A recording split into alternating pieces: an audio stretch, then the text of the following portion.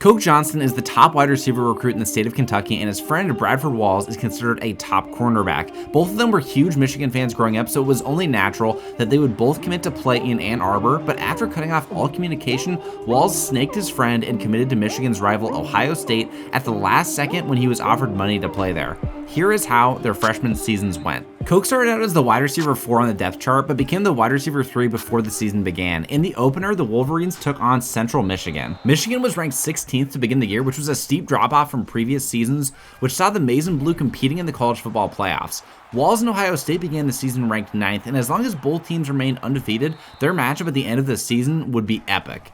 As the wide receiver 3 on Michigan, Coke did end up playing a lot of slot while Ronnie Bell and Cornelius Johnson played on the outside. Michigan's quarterback Jalen Perry was off to a hot start against Central Michigan, and despite Coke and the quarterback having little time to develop chemistry, Coke killed it in his first game in college. Michigan took care of business against their in-state opponent, and they looked forward to their next matchup against Notre Dame. Expecting an elite performance from a freshman in his second game against a rival ranked 8th in the nation is a big ask, but Coke for the most part delivered. He had 4 catches for 60 yards in the first half before Jalen Perry forced a pass to him on a corner route near midfield, which ended up getting intercepted. The corner played the ball all the way and broke on it perfectly. In the third, Colton lined up in the red zone with a choice route. Colton read the 2-high safety look and split them down the middle to tie the game. Choice routes were perfect for a receiver like Colton who could read the defense so well. Unfortunately, the offense still struggled and fell down by 2 touchdowns late. Coke was begging for the ball on a 9 route and it got deflected, forcing a 4th down that wasn't converted, and Michigan's early hopes of a lossless season were shattered in only the second game. Colton had been reaching out to see how DB was doing, but still there had been a radio silence from Walls ever since the playoffs began their senior seasons in high school. But after the Notre Dame loss, DB finally texted Coke. To Bradford's team, Ohio State was still undefeated at this point, and Walls told Colton via text that he wanted to reach out to see how he was doing. There was a clear elephant in the room. Walls didn't acknowledge that he had ghosted and blocked Colton for months, but Coke asked DB if they could meet up anyway. Coke said he wanted to meet up for Thanksgiving at his place, but Walls said he wouldn't be back in Kentucky for the holidays. Colton wondered if DB didn't want to see him during Thanksgiving because their game against each other was only 2 weeks after. Either way, Coke was happy that DB finally reached out to him, and he decided not to press him too hard to hang out. He knew that something was going on with Walls, but clearly he had no idea what it was. After texting with DB, Michigan went out and slaughtered Akron. God rest their souls. They had no chance in this one as Michigan and Coke rolled to a 45-0 win to get the vibes right for the team after a tough loss. Coke excelled in his performance against Akron and had already collected 4 touchdowns in 3 games. And despite not being projected as the punt and kick returner for the team, given that Colton wasn't the fastest, the quickest, or the prototypical size for a return man, he actually made some big plays early in the season, giving the offense great field position.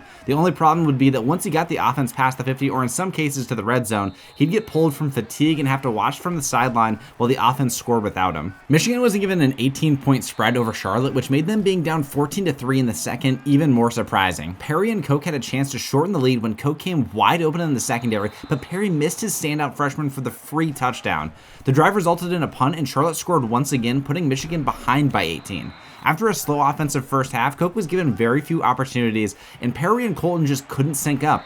Ronnie Bell and Cornelius Johnson got most of the work as Michigan stunned Charlotte fans in a comeback win 38-35. After a lackluster overall performance against Charlotte, Coke knew he had to regain the trust of his coaching staff to secure his spot in trips packages. Ideally, he'd be fighting for the wide receiver 2 spot still. Even though Coke knew how to talk to his teammates to hash things out, he still felt some type of way about Jalen Perry. Perry was missing him in the Charlotte game. It wasn't the other way around. It wasn't a mistake that Coke was making himself, but Colton knew blaming the quarterback wasn't going to do him any favors. Like they say though, winning cures all things, and it wasn't just winning in this case. Coke was dominating his matchup, especially when he lined up on the outside, which was Coke's natural fit in the offense. After making 2 spectacular catches one-on-one on the outside, it was safe to say that the coaching staff was impressed. Impressed enough to move him up to the wide receiver 2 spot that Colton wanted. A lot of shuffling was going on at wideout as the passing game was streaky in the first half of the season. Hype was building around the freshman receiver. He was endearing himself to Michigan fans early, not only because he was a diehard Michigan fan himself, but because he stuck to his word with his teammates, coaches, and the fans. He consistently left his best effort on the field every game, and fans admired that. But aside from one tough matchup that they lost, Michigan and Coke hadn't been playing top-tier competition. Some doubted the success of the freshman and cast the success off as a fluke amidst an easy slate of games. That idea would be put to the test as Michigan traveled to number 15 Penn State, which would be their first test since Notre Dame. Coke made some highlight highlight-worthy plays early, snagging a jump ball over a DB's head, but one of his targets had resulted in a pick too. Coke was pissed when he beat his matchup on the outside with his release on a slant, but Perry missed him by a mile, throwing it right to the linebacker when Coke had plenty of space to catch the ball. The fact of the matter was that it was a terribly inaccurate ball, but after the play, Perry got gun-shy with Johnston once again, only connecting for one more pass the rest of the game. Michigan came out with the win anyways, 28-7. Competition was just ramping up though. Michigan didn't move up in the rankings at all, but they had a chance to play number 8 Indiana, who was still undefeated. Coke pulled everything out of his bag in this game, showcasing his talent on the outside and the inside. He was getting separation, whether it was on a 5-yard out, a corner, or a post. He was running over dudes too, looking like Deebo Samuel when he trucked a few DBs. But again in the second half, his targets fell off after he caught a ball in the third quarter. Michigan still got the win against Indy, taking this one at home 31-26. In the first half against Michigan State, Perry threw for 200 yards on 20 attempts, but just one target was given to Coke on a deep shot before the end of the half while the Spartans were playing prevent. You could tell that Colton's frustration was growing because he started to deviate more and more from his route. He started ad-libbing heavily on plays, and coaches knew this was his MO, but they didn't threaten to bench the freshman because it was actually working to their advantage at the time. Michigan State fought their way back into the game after getting a pick 6 on an errant pass by Perry, but Johnston was able to clinch the dub after converting a crucial 3rd and long to keep the chains moving. Coke was leading the team in catches, total yards, yards per reception, and touchdowns while moving between wide receiver 2 and the slot.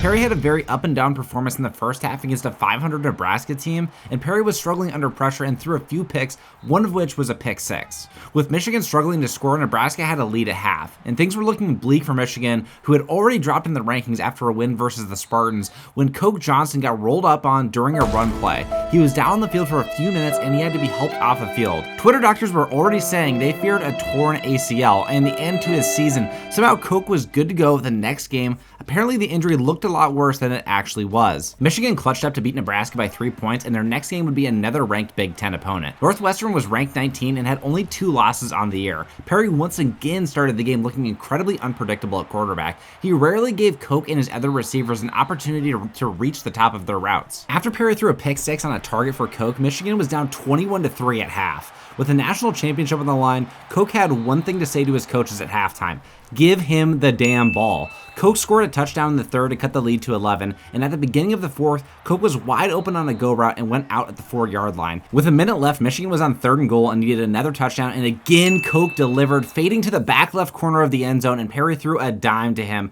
Coke and the Wolverines stunned Northwestern on the road, and after completing a 2-point conversion, they won 24-21. Michigan had several close wins recently, and critics were skeptical that these one-scored wins were going to continue. Michigan was 4-1 in their 5 ranked matchups this year with 2 games left to go this season. Their next game was against number 7 Iowa, and the final game was against Ohio State, of course. Coke had gone home for Thanksgiving like he had planned, and when he came home, he had a huge surprise for his parents. With all the NIL money he got during this just one season, he paid off his parents' mortgage. Colton and his parents had a lot to be thankful for this holiday season. And just as Coke was getting ready to leave to head back to Michigan, he decided to drop by DB's house to see if Bradford really wasn't coming home for the holidays.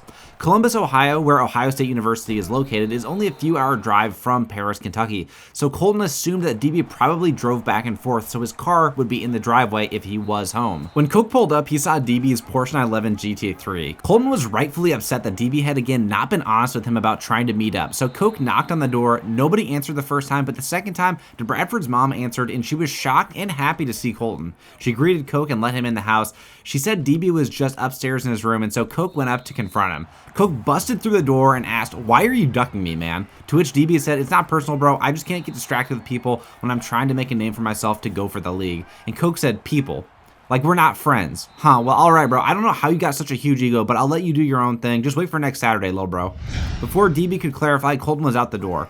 As Colton was getting into his car, DB came out and yelled, "I'll see you next Saturday too. You're getting clamped like when we were at high school." On one of the first plays of the game, Coke beat Walls up the field, but there was safety help on the route and Perry was intercepted on the throw. Ohio State scored a touchdown off the turnover, and when Michigan got the ball back, the very next drive, Perry threw another INT. Then on a wide receiver screen, Ohio State played man and Perry threw the ball backwards, resulting in a fumble that the Buckeyes recovered. There was trash talk constantly going back and forth between the two freshmen. The game was starting to get ugly and a little chippy. With the Wolverines down by 17 and on 3rd and 3, Michigan failed to convert a first down and settled for a field goal and then ended up missing the kick.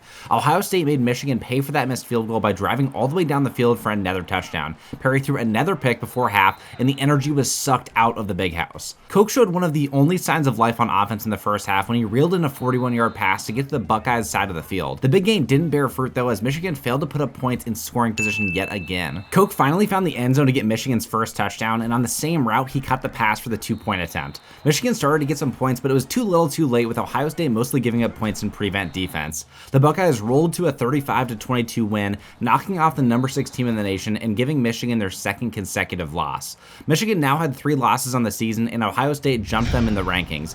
DB was constantly tweeting about the win and texting Koch that he got locked up, and Koch ended up just muting their conversation because this dude DB was toxic, and maybe that's what it took for him to play corner.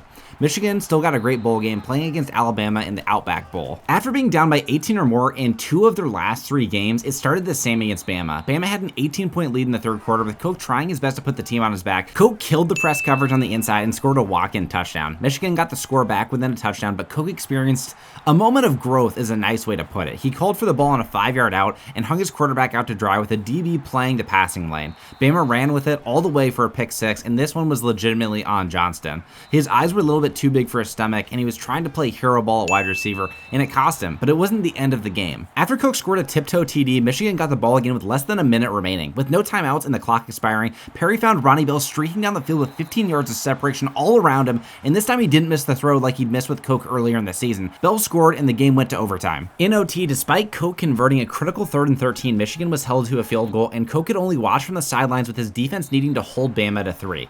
Bama drove the ball down and scored a walk-off touchdown on 3rd and goal. Michigan lost, and they took their 4th loss of the year. Koch had only one thing on his mind for next season: beat Ohio State and embarrass DB. Koch finished the season with 12 touchdowns, 1,200 receiving yards, and he won the Jet Returner Award even though he didn't score a return touchdown.